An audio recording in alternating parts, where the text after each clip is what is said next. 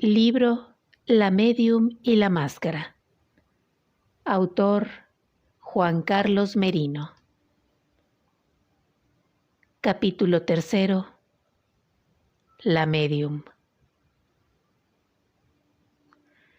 La habitación en la que recibía a los clientes carecía de enseres a excepción de 4 cómodas sillas que rodeaban una mesa circular de cristal y un pequeño mueble bar cuyo ejército de bebidas se reducía a una jarra de agua a la que guarnecían varios vasos.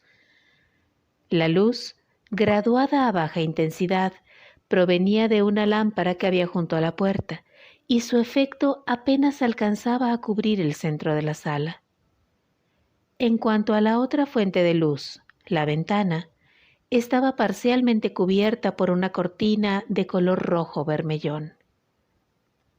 A pesar de ser diáfana y de encontrarse a semioscuras, la estancia, amplia y con sus paredes decoradas mediante un estampado de flores, resultaba confortable. En realidad, a Bethany Hound no le gustaba llamarlos clientes. Para ella se trataban de pacientes que adolecían de enfermedades espirituales. Cobraba honorarios, por supuesto, pero solo en los casos en que lograba hacer un contacto real, que eran los menos. Inmersa en mitad de una sesión, en esta ocasión asistía a una mujer convencida de ser víctima de los ataques de un espíritu maligno que no podía ser otro que el fantasma de su padre, un hombre enérgico y autoritario, muerto a causa de un infarto poco después de haber mantenido una fuerte discusión con ella. Antes de aceptar un caso, se reunía con el afligido e intentaba identificar si de veras padecía algún tipo de interacción paranormal. Por fortuna, la mayoría de las personas que acudían a verla no sufrían ninguna contrariedad, al menos relacionada con el otro mundo. El problema surgía si se negaban a creerle. Entonces la tachaban de farsante e incluso presas de la frustración podían agredirla, lo cual ya había sucedido en un par de ocasiones.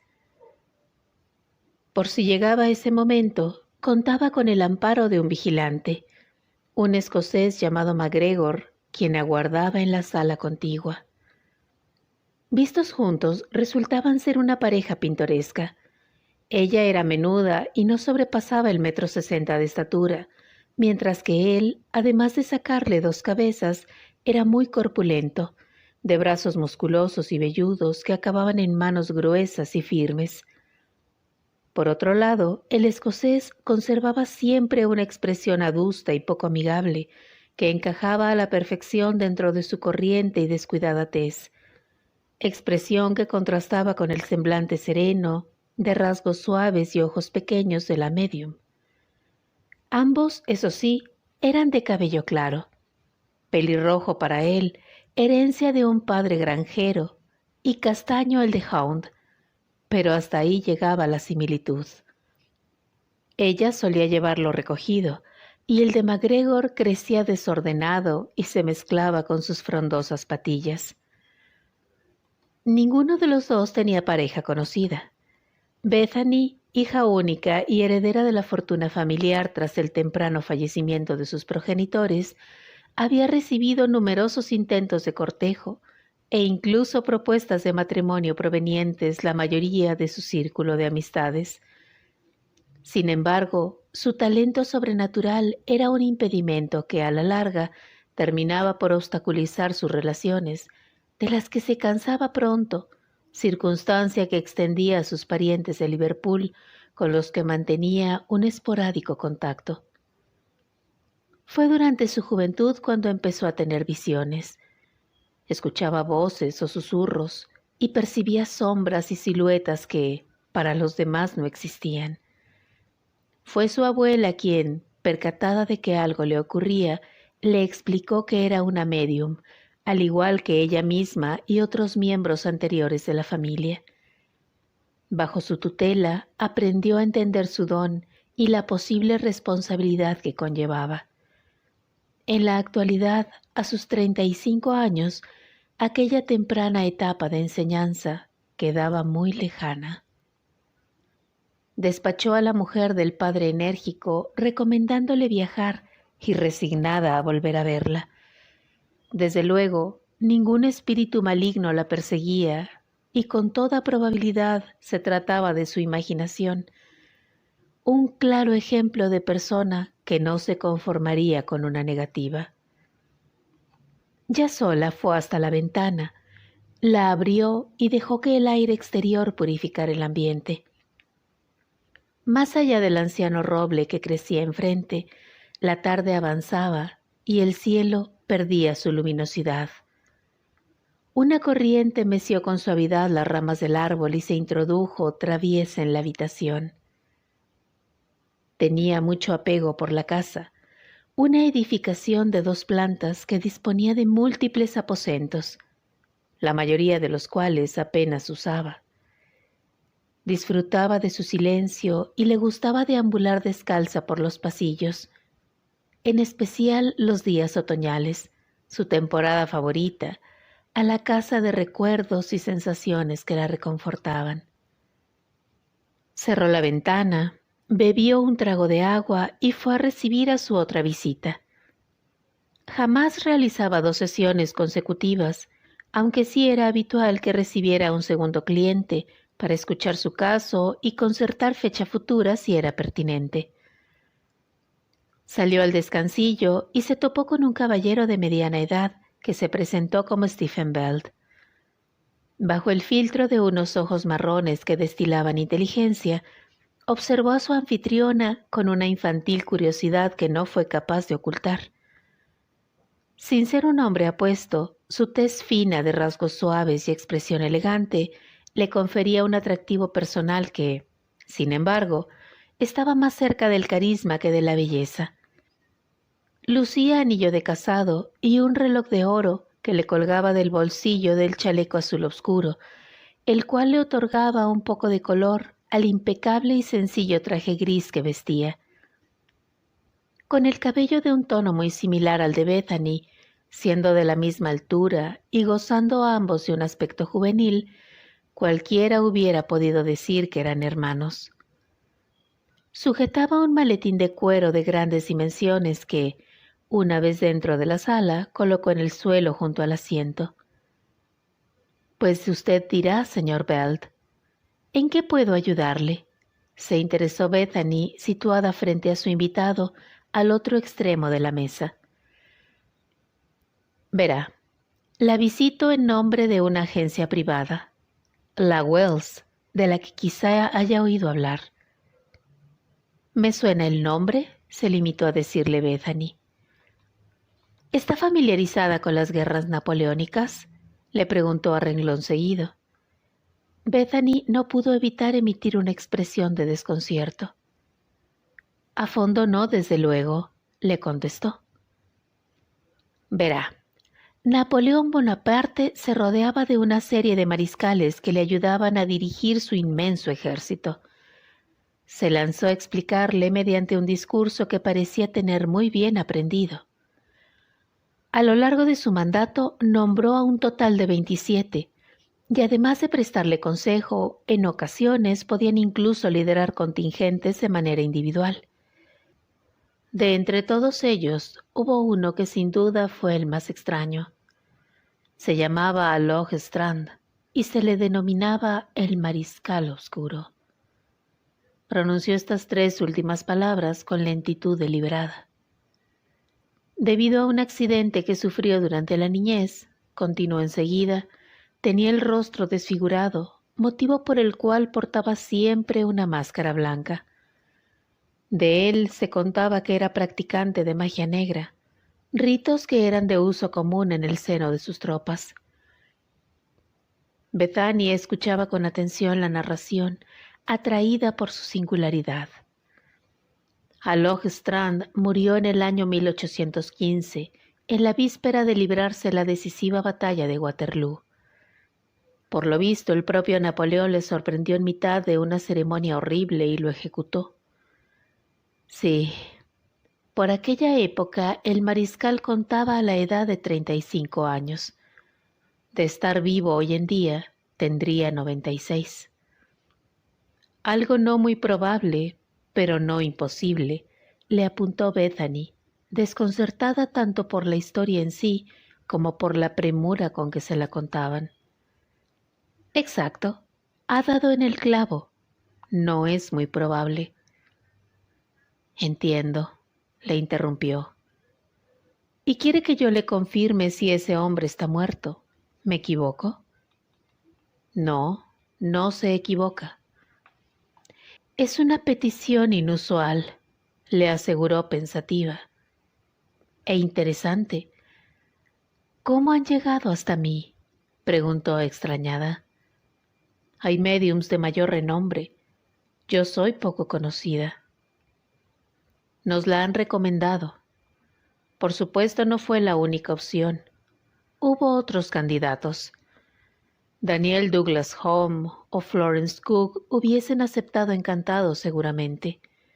Sin embargo, son figuras mediáticas, aclaró, y estamos necesitados de discreción.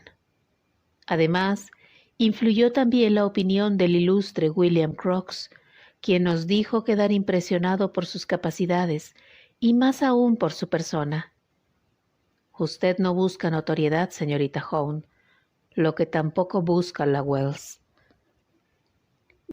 Bethany apoyó los codos sobre la mesa, se llevó las manos entrecruzadas a la boca en clara actitud reflexiva y examinó a su interlocutor. Por encima de todo confiaba en su intuición. Si la solicitud o la persona que se la hacía le parecían sospechosas de ocultar algo, la rechazaba. Y por el contrario, si le daban buenas vibraciones, solía aceptar. ¿Y bien? Stephen se removió en la silla impaciente. Para llevar a cabo su petición, necesito un objeto propiedad de su mariscal. Eso mismo me indicaron, así que he sido previsor. Agarró el maletín y extrajo de su interior un paquete voluminoso envuelto en cuero marrón. Con sumo cuidado lo depositó sobre la mesa y lo desenvolvió. Se trataba de una vara, el doble de ancha que un bastón corriente y que medía unos 30 centímetros de largo. Sus extremos eran dorados y el cuerpo principal estaba tintado de un azul oscuro que venía salpicado en múltiples veces de una máscara blanca en miniatura. Este era su bastón de mando. Todos los mariscales de Napoleón tuvieron uno. Bethany lo cogió y lo examinó con detenimiento. Pudo ver que en un extremo había una N grabada, mientras que, en el otro, se apreciaban las letras A y S. La primera, supuso, debía de corresponder a Napoleón, y las segundas al nombre del mariscal, Aloj Strand. Recuerde, no puedo asegurarle el éxito, le advirtió. La petición pintoresca le despertó una gran curiosidad. En realidad no era la primera vez que la visitaban pidiéndole confirmar la muerte de una persona, un tipo de solicitud que era conveniente manejar con tacto, y en especial si implicaba a niños. La experiencia, tanto para ella como para los afligidos familiares, podía resultar traumática. Bethany tomó aire. Se concentró y percibió las sutiles señales que le indicaban que comenzaba el proceso de ruptura con la realidad.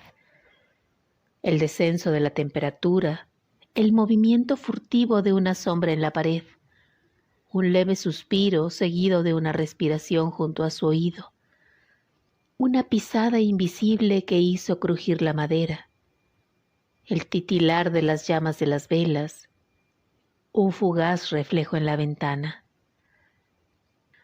Ninguna de estas oscilaciones resultó visible para Stephen, quien, intrigado, no quitaba la vista de la medium.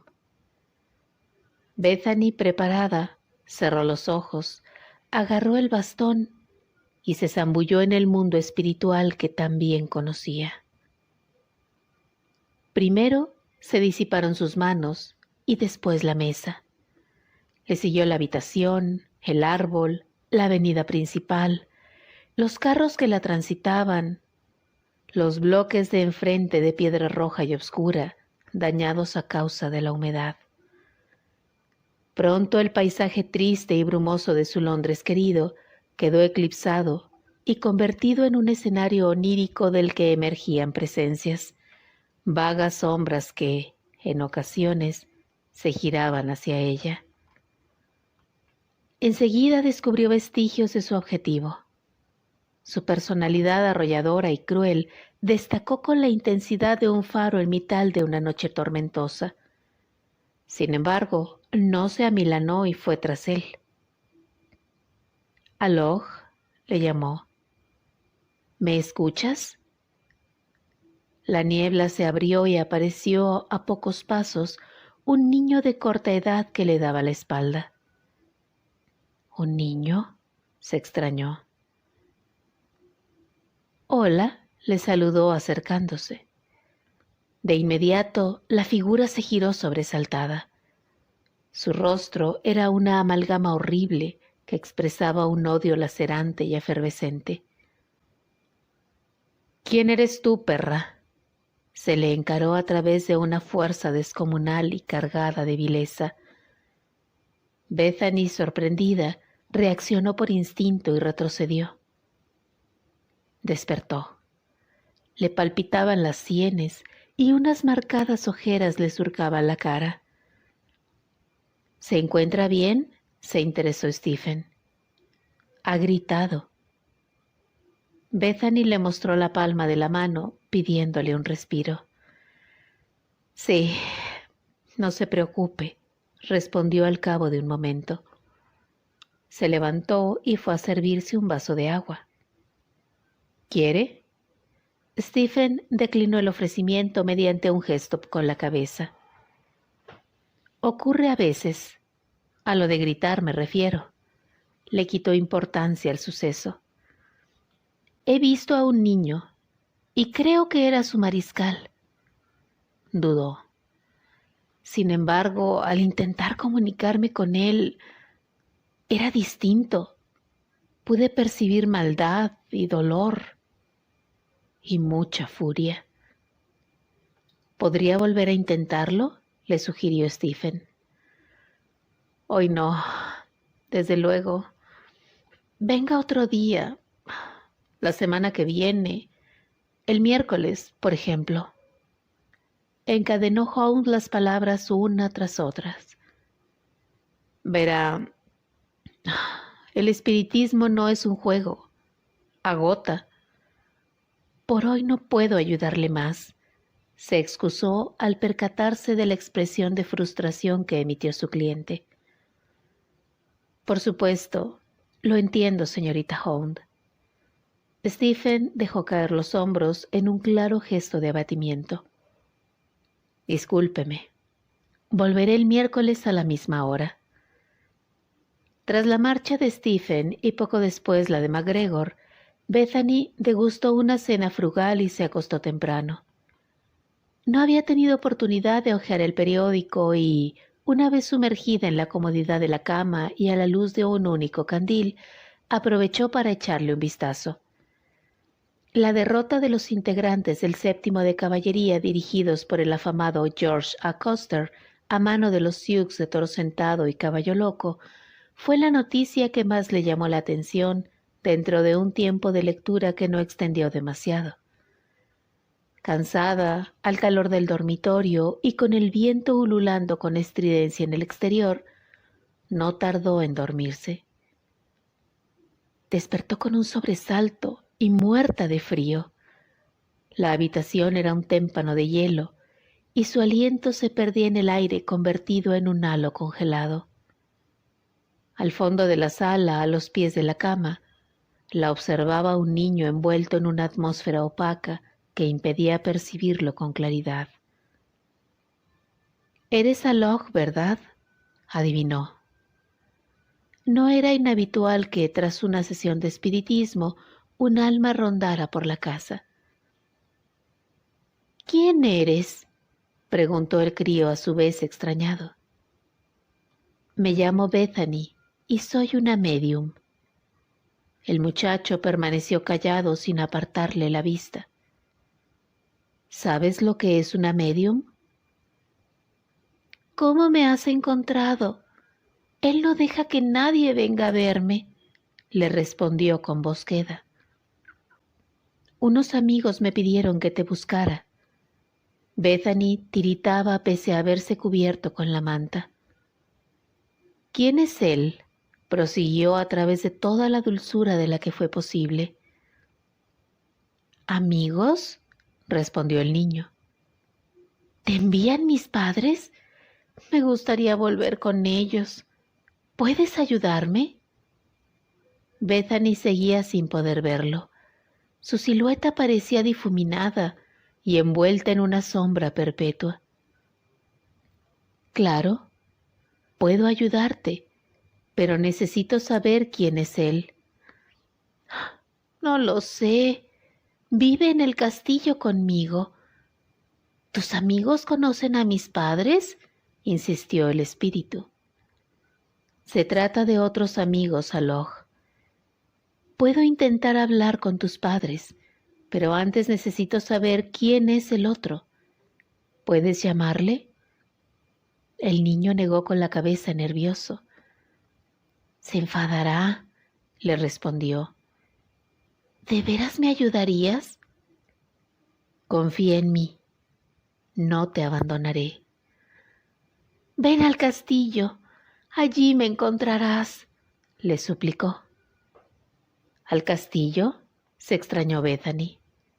Sí, al castillo de mi familia. Allí. Se detuvo temeroso. Ya viene. Debo irme. No vuelvas a preguntarme por él. Lo acabas sabiendo todo.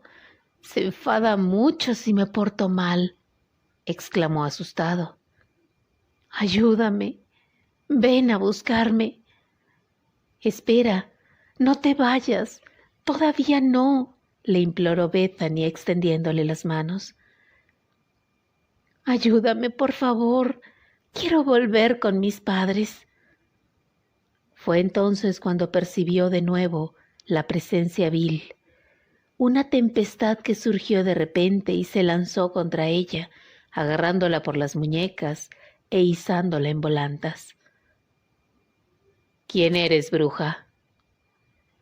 Sintió el aliento de la criatura en el rostro, emitiendo maldad perentoria. Bethany, aterrorizada, se resistió física y mentalmente y pugnó por liberarse. Fuera de mi casa.